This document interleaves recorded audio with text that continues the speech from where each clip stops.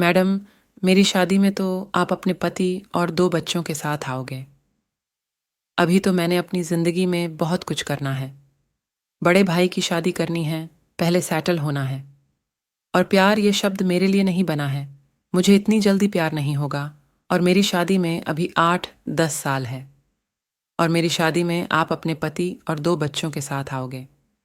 ये वही शब्द हैं जो मेरे पतिदेव ने तब कहे थे, जब मैं और वो फ़ेसबुक फ्रेंड थे और पहली बार मिल रहे थे। जब ये बातें याद आती हैं तो एक अलग ही मुस्कुराहट आ जाती है। सच में बड़ी मज़ेदार है हमारी लव स्टोरी। कहाँ सोचा था कि हम दोनों एक दिन हम सफ़र होंगे। मैंने आपको बोला कि देखते हैं जनाब क्या होता है।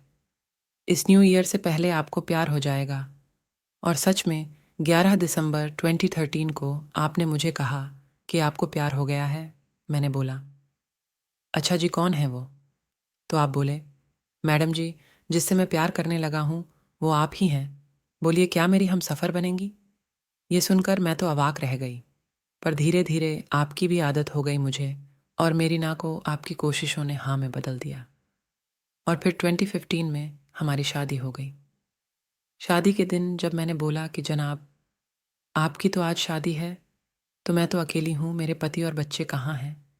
तो आपका चेहरा देखने लायक था। पतिदेव के फौज में होने के कारण चाहकर भी मैं इनके साथ नहीं जा पाती हूँ। इन्हें बहुत कम छुट्टी मिलती है, पर जब भी हम दोनों साथ होते हैं वो पल मेरी ज़िंदगी के सबसे खूबसूरत पल होते हैं।